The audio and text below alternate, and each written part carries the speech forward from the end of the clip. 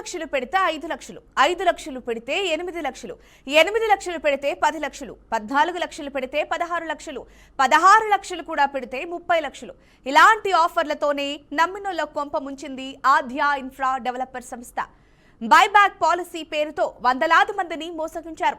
సూత్రధారి సిహెచ్ ఆదిలక్ష్మి. ఈమె ఆద్య infra developers అధినేత్రి.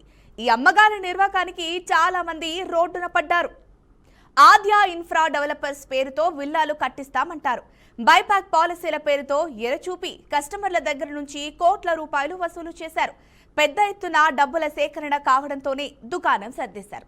అప్పటి నుంచి ఎవరికీ దొరకకుండా తిరుగుతోంది కిలాడి లేడీ ఆదిలక్ష్మి. 2023లో అధికార పార్టీ ఎంపీ మరదలని చెప్పి ప్రతి ఒక్కరిని నమ్మించింది. ఆమెకు తోడు కేవీఆర్ కుమార్ అనే ఏజెంట్ పెద్ద మనిషి ముసుగులో చక్రం తిప్పుతాడు. సీఎం తెలుసు, మంత్రి తెలుసు, డీజీపీ తెలుసు అని నమ్మించి కస్టమర్లను బుట్టలో వేస్తాడు. వాళ్ళు కాయ కష్టం చేసుకున్న సొమ్మును కమిషన్ కోసం గుంజేస్తాడు. ₹1 పెడితే ₹2 వస్తాయని ఆశతో బైబ్యాక్ పాలసీలో పెట్టించేలా చేస్తాడు.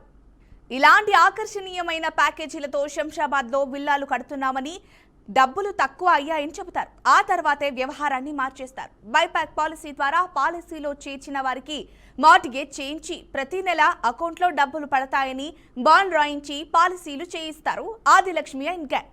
2 నెలల కస్టమర్లకు నమ్మకం కుదిరేలా అకౌంట్లో డబ్బులు వేస్తారు. భూమి ఎక్కడుందో చెప్పకుండానే నమ్మించేస్తారు. ఇలా వాళ్ళ మోసాల పరంపర కొనసాగిస్తూనే ఉన్నారు.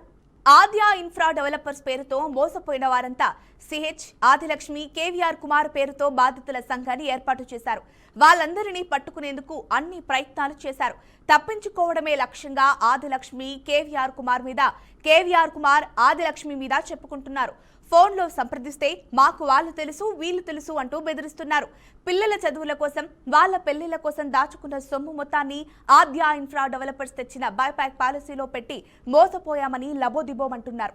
నమ్మించి మోసగించి తప్పించుకు తిరుగుతున్న వారందరినీ పట్టుకొని తమ డబ్బులు తమకు ఇప్పించాలని కోరుతున్నారు. లేదంటే తమకు ఆత్మహత్య శరణ్యమని చెప్పుకొస్తున్నారు.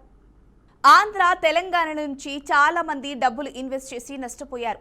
బాధితుల సంఖ్య 100లో ఉందని తెలిసింది. నాగోల్లో ఉన్న ఆఫీస్ కూడా ఖాళీ చేసి పరారయ్యారు. ఆద్య ఇన్ఫ్రా డెవలపర్స్ పేరుతో మోసం చేసిన ఆదిలక్ష్మి, కేవీఆర్ కుమార్ జాడ మాత్రం ఎక్కడా కనిపించడం లేదని వాపోతున్నారు.